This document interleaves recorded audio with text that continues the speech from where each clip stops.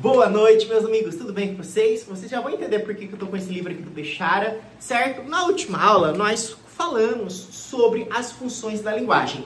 Revisão, vamos recapitular então. Qual foi a primeira que nós vimos? Nós vimos a função o quê? Referencial. A função referencial, também conhecida como informativa ou denotativa, ela está focada no fato, no contexto, objetividade, assertividade, tudo bem? Isso é a função o quê? Referencial. Tá, depois nós vimos a função emotiva.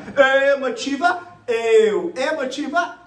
Ela trabalha com as funções expressivas da linguagem, certo? Aquela entonação, aquela emoção. O próprio não fala, a função emotiva, tá? Nós vimos a função poética também, tá? Nós vimos o quê? A função fática. A função fática, para você nunca mais esquecer, lembre-se dessa frase. Ah, tá calor, né? Você chega perto, fala, tá calor, né? Para puxar uma conversa. Isso aí é a função fática. Por que é a função fática? Porque a função fática, ela objetiva iniciar e manter uma conversa.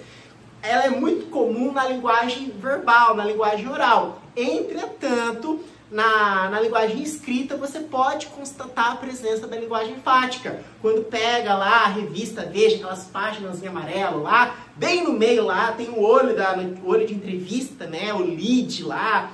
Então aquilo ali chama a atenção justamente para iniciar, para que você pegue e leia aquilo ali, tá? Depois nós vimos a função apelativa ou conativa, como o próprio nome diz, vai apelar para alguma coisa, vai tentar persuadir, vai tentar convencer, é muito comum em textos publicitários. E faltou falar da função metalinguística, né? Meta é algo que vai além. E disparatadamente, a função metalinguística é que mais cai em provas de concurso público. Por que eu peguei esse livro do Bechara? Eu não tinha um dicionário. Eu falei, não vou comprar um dicionário só para falar disso aqui, né? Na área da internet nem se usa mais dicionário, mas é importante ter o dicionário, né, gente? Tá, mas por que eu tô falando do dicionário?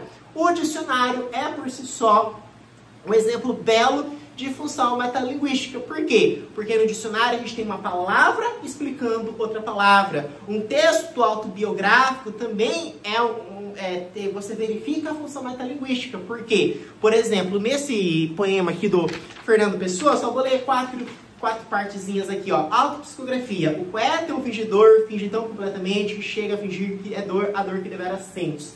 Então, o poeta, ele tá falando da própria dor de ser poeta.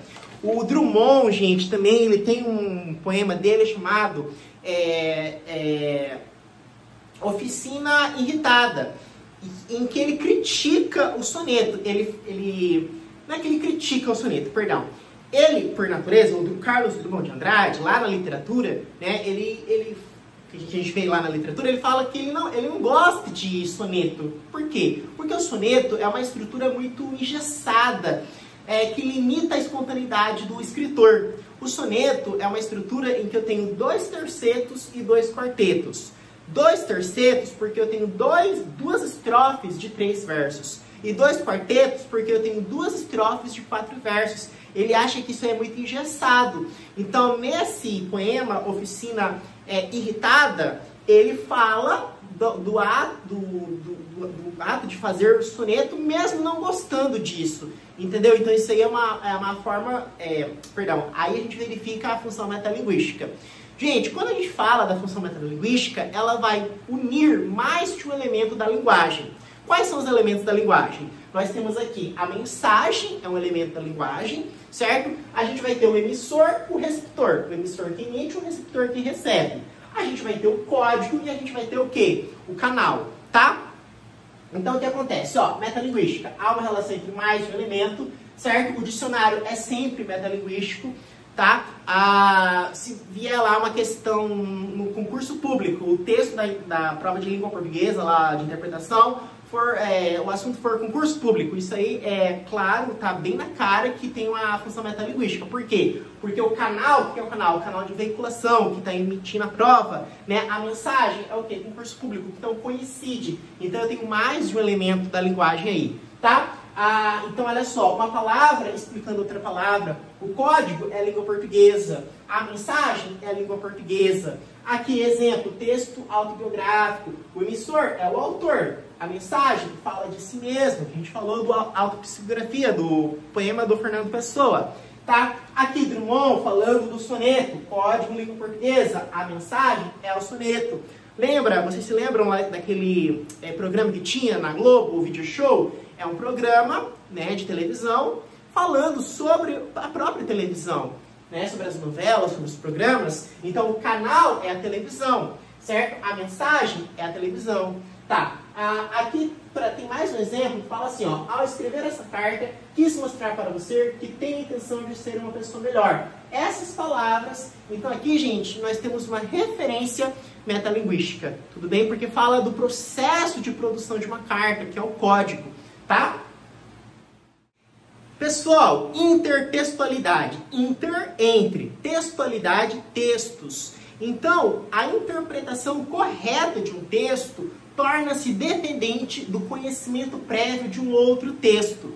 E quando nós falamos em intertextualidade, lembre-se, 3 P's CAE. P de paráfrase, o outro P de paródia, o outro P de pastiche. CAE. C de citação, A de alusão e o E de epígrafe. A começar pela paráfrase. Na paráfrase, você vai ter a manutenção do sentido básico de um texto. Então, nós temos lá do Manuel Bandeira, vou-me para Passárgada, lá sou amigo do rei, não sei o que, não sei o que. Tá? Então, o que acontece? Veja, existe essa manutenção do sentido básico do texto, com alguns acréscimos, algumas supressões. Tá? Já a paródia, o que vai acontecer? Você vai ter o aproveitamento de referências. Então, você vai ter uma ruptura com o sentido do texto, tá? O pastiche, na verdade, você vai ter o aproveitamento do estilo do autor. Você não tem propriamente uma relação de conteúdo, tá? Então, ó, intertextualidade, um texto faz referência a outro texto. Depende do conhecimento de outros textos. 3 P's, CAE. Primeiro P, paráfrase, o outro P, paródia, o outro P, pastiche. O CAE, que a gente vai falar depois, C de citação, alusão e epígrafe. Tá? Então, paráfrase, manutenção do sentido. Pode ter acréscimos, supressões. Paródia, aproveitamento de referências. Vai acontecer uma ruptura do seu sentido básico. E pastiche, o que vai acontecer? É uma apropriação do estilo do autor. Não há uma relação de conteúdo no uso do pastiche. Meus amigos, o que a gente vai falar agora, na verdade, é tudo citação, só que vão receber nomes específicos. Quando nós falamos simplesmente citação, nós estamos diante da transcrição fiel do texto ali, certo? De um trecho do texto. É isso é citação. A alusão, ela não deixa de ser uma citação. Só que ela é uma citação indireta. Por quê? Porque a alusão, ela vai fazer uma reconstrução textual. Vai reconstruir o texto, não vai Ctrl-C, Ctrl-V. Ela vai apropriar-se da ideia. Tá? Isso é alusão ou, como queira, citação indireta. E, por fim, a epígrafe também é uma citação. Só que é aquela citação que é colocada no início de um texto, como se fosse uma nota de abertura. Quando a gente pega um livro para ler, tem lá a epígrafe, certo? Tá? Então, olha só, citação, trata-se da transcrição fiel de trecho, tá? Alusão, apropriação de ideia, reconstrução textual. Então, o que elas compartilham em comum? Trecho, essa é a palavra-chave, tá? Epígrafe é o quê? É uma citação antes do corpo do texto, nota de abertura, referência a um outro autor que traz um embasamento de conteúdo para o seu texto. Meus amigos, acentuação gráfica. Gente, para aprender acentuação gráfica é imprescindível conhecer separação silábica, tá? Quando a gente estuda acentuação gráfica, a gente divide em 2 blocos. No primeiro bloco, nós temos as regras gerais e no segundo bloco, nós temos os casos especiais, tá? Então, nos casos gerais, nós temos aqui primeiramente, os monossílabos tônicos. Vamos entender. Monossílabo. Então, eu tenho uma única sílaba e ela é tônica, ela é expressiva, tá? Então, olha só. A gente vai ter aqui, então, os monossílabos tônicos. Gente, por regra, temos o seguinte: acentuam-se os monossílabos tônicos terminados em A, E e O, seguidos ou não de S. Então, o exemplo mais fácil na face da Terra: pá, pé, pó. Pronto, ó. Então, exemplos: pá, pé e pó. Todo mundo concorda que são monossílabos? Sim, porque eu tenho uma única sílaba. São tônicos? Sim. Tá, ó. São acentuados, ó. Pá, pé, pó. Por quê? A, E e O. Poderia pluralizar pés? Sim. Continuaria com acento. Beleza? Tá. Aí a gente vai ter aqui a regra das oxítonas. O que é uma oxítona, gente? Oxítona, tones, aqui essa palavra, tem a ver com tonicidade, tá? A oxítona é quando a tonicidade está presente na última sílaba, certo? Beleza?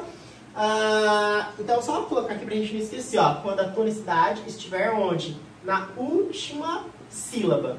E aí, é muito parecida com a regra dos monossílabos tônicos.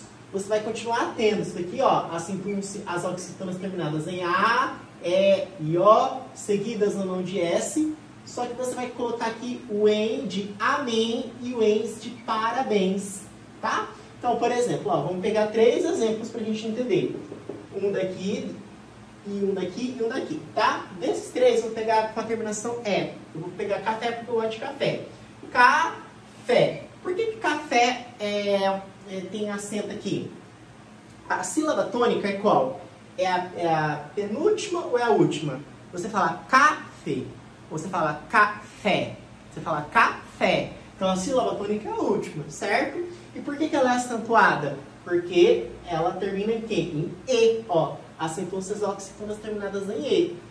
Poderia pluralizar com S, cafés? Sim, tá? Com em, vamos pegar aqui, por exemplo, amém, ó, amém, certo? Gente, a sílaba tônica aqui é a última. Por que ela é acentuada? Porque termina em. Aqui, parabéns, acentua-se aqui a última sílaba, termina em ens, tá? E aqui a gente vai ter as paroxítonas. Gente, eu vou explicar uma maneira bem mais simples, mas depois eu falo do roxinol, tá? Bom, paroxítona, a sílaba tônica não é a última. A sílaba tônica é o quê? É a penúltima. Vocês entendem? Quando eu coloco a última sílaba, eu tô falando da tonicidade, tá? Aqui paroxítona é o quê? É a penúltima, o quê? Sílaba, tá? Então, vamos fazer uma regra geral com uma exceção? Como assim? Ó, guarde isso aqui. Acentuam-se todas as paroxítonas, menos aquelas que terminem em A, E, O, em e ens. Ou seja, é o inverso das oxítonas. De novo, acentuam-se todas as paroxítonas, menos aquelas que terminem em A, E, O, em e ens. Pronto. Então, por exemplo, ó, vamos fazer aqui, não precisa copiar não, só para explicar. Mesa. Qual que é a sílaba tônica de mesa? Você fala mesa ou você fala mesa? Você fala mesa. Então, qual que é a sílaba tônica? É o me. Por que não é acentuada essa paroxítona? Por que eu não coloco um acento aqui nesse E? Porque eu aprendi que acentuam-se todas as paroxítonas, menos aquelas que terminem em A, E, O, em e ens. Terminou em A, então eu não vou acentuar, entende? Agora, se eu estiver diante da palavra júri, por que na palavra júri eu tenho um acento aqui no U? Bom, a sílaba tônica, vocês concordam que é a penúltima, é o ju, né? E por que é acentuado? Por que tem acento aqui? Porque eu vi que acentuam-se todas as paroxítonas, menos as terminadas em A, E, O, em ens. O I não está na exceção, não está no menos A, E, O, em ens. Está na regra geral, todas as paroxítonas. Então, por isso que vai ser o quê? Vai ser acentuado, tá? Se você achar que é muito complicado de lembrar disso, você pode lembrar do roxinol. Ó, roxinol, que é uma palavra fácil, certo? Porque daqui eu decodifico as terminações. Acentuam-se as paroxítonas terminadas em R, como cadáver, certo? Aqui do O, você pode puxar uma setinha do O e colocar on e ons. Como assim? Próton, que é a partícula positiva, certo? Prótons, no plural. O, tá? Do U você pode puxar aqui o e o us. Como assim? Não entendi. Álbum. Us, tônus muscular, bônus, tá? Então, vocês entenderam? Do O eu puxo on e ons, do U eu puxo e us. Aqui o X termina em X, tórax, por exemplo. O I, júri, certo? N, pólen. O O já foi, então vou riscar. O L, réptil, certo? Tá? Então, você vai ter, então, a regra das paroxítonas. Você pode decorar essa listinha. Além do roxinol, você tem mais aqui, ó, mais 3 aqui.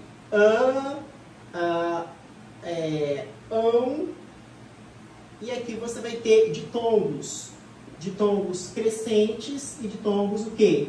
Decrescentes. Tá? Bom, então essa aqui é a regra das paroxítonas. Das proparoxítonas, não vou colocar aqui, gente, por quê? Porque assim, então, vou colocar assim, ó, as proparoxítonas aqui, ó. Proparoxítonas. Tá? Se aqui é a última, aqui é a penúltima, nas proparoxítonas vai ser o quê? A antepenúltima sílaba. Antepenúltima sílaba. Então, por exemplo, na própria palavra química, ó. Química. Ó, última sílaba tônica, última sílaba, penúltima sílaba, antepenúltima. Como é a antepenúltima sílaba, que é a tônica, então é uma proparoxítona. E por ser uma proparoxítona, vai ser o quê? Vai ser acentuada. Tá? Então essas aí são as regras gerais. Um grande abraço, fiquem com Deus.